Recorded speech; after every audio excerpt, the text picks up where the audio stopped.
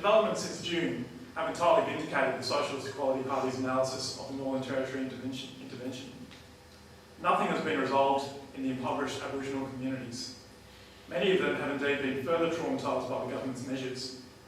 Terrified of having police and soldiers again take the children away, many parents have reportedly fled into the desert with their families.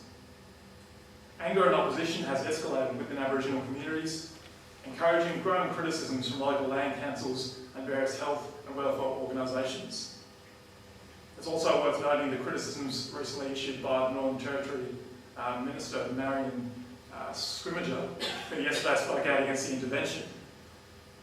However, this morning, Indigenous Affairs Minister Mel Bruff called on the Labor Party to discipline the Minister for her comments, and unsurprisingly, the latest news which Nick told me tonight is that Kevin Rudd has intervened, criticised Scrimmager, disavowed her comments and reaffirmed Labor Party support for the Northern Territory intervention.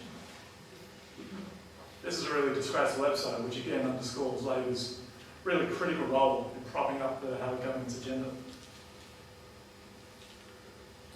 But to return to the situation in the Northern Territory, about 3,000 health checks have been performed on children there, with over 80% reporting chronic ear, throat and nose conditions related to inadequate and overcrowded housing conditions, as well as a lack of available medical services.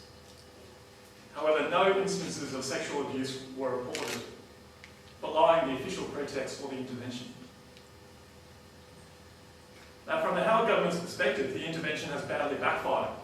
While doing nothing to resolve the crisis, the military police deployment did focus attention on the terrible conditions facing Indigenous people there.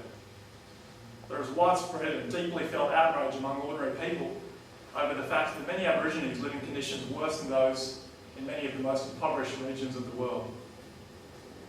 Aboriginal life expectancy remains about 20 years lower than that for other Australians, and Indigenous men lead shorter lives than their counterparts in many oppressed countries, such as Bangladesh, East Timor and Nepal. The Aboriginal infant mortality rate is 2.5 times higher than that of the rest of Australia, while the rate in the Northern Territory is 4 times the national average. Howard knew that he had to neutralise opposition to the government's record, and this was what lay behind his major speech, which he delivered 3 days before formally calling the election. In this speech, he committed to holding a referendum, if re-elected, on including a reference to Aboriginal reconciliation in the Constitution's preamble. The Prime Minister declared that he detected a new mood in Australia for a united approach to reconciliation. In reality, the only mood Howard was attuned to was that relating to his troubled electoral fortunes. His wretched and cynical speech aimed at presenting a new face on Aboriginal issues, while at the same time advancing the pro-business agenda underlying the Northern Territory intervention. Howard, at the same time, maintained a staunch opposition to the so-called black armband view of history, that is, to any acknowledgement of the historical truth of the massacres, dispossession and genocide which accompanied British colonialism's takeover of Australia. The media, unsurprisingly, welcomed the Prime Minister's speech as a legitimate contribution, while Rudd and the Labor Party again immediately endorsed Howard's proposals. Now, the Socialist Equality Party rejects not just the perspective advanced by the Howard government, but the entire framework of what is termed the reconciliation debate. The essential purpose of this framework is to conceal the reality that it is class and not race which constitutes the fundamental divide in Australian society. While both Howard and Rudd appeal to nationalism, the reality is that there are 2 Australias, one for the ultra-wealthy elite and one for everybody else. We insist, against the entire political establishment, that the impoverishment and oppression of Aboriginal people is not due to so-called white society, but rather to capitalism. The appalling living conditions experienced by tens of thousands of Indigenous Australians have their origins in the violent dispossession of Aboriginal land by British colonialism. The establishment of capitalist property relations in Australia necessitated the destruction of Aboriginal society because it was based on a form of primitive communism, incompatible with the new order. The perpetuation of these capitalist social relations has entrenched the oppression of the Aboriginal people. Experience internationally, in countries such as New Zealand and Canada, has demonstrated that the perspective advanced by sections of the Labor Party, the Greens, and the various protest groups will do nothing to address the root cause of the problem, namely the profit system itself.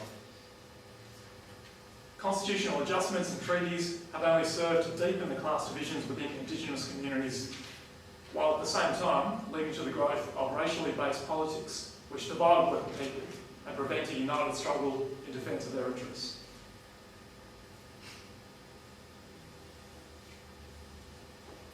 The SEP stands for the International Unification of the Working Class. We insist that the development of an independent political movement which unifies all working people, irrespective of race, nationality and gender, is not an abstract or utopian ideal, but rather an immediate and practical necessity. We live in an epoch of world economy in which workers everywhere face the same fundamental objective problems and contradictions. This is the reality which forms the basis of our internationalist and socialist perspective. The Socialist Equality Party fights for the establishment of a society in which social need, rather than the accumulation of profit and private wealth, is the guiding principle. Under a democratically planned socialist economy, everybody will be guaranteed decent housing, employment, and free access to high-quality education, health, and other social services. Billions of dollars will be poured into remote Aboriginal communities, and health, social welfare, and other professionals will be employed to assist residents devise long-term solutions to the problems they confront. The Socialist Equality Party does not tell Aboriginal workers and youth that their problems will be resolved simply by electing us into Parliament. We tell the truth, not just to Aborigines, but to every section of the working class. The days of electing parliamentarians who then implement progressive social reform benefiting ordinary people are long gone, and they are not coming back. Social questions are now revolutionary questions. The only way in which working people can begin to defend even their most basic of interests is to themselves intervene into political life on an independent basis, armed with a socialist and internationalist program, as well as a thorough assimilation of the critical historical lessons of the 20th century. The Socialist Equality Party's election campaign is centrally directed towards advancing this perspective, and I urge you all to support and participate in our work. Thank you.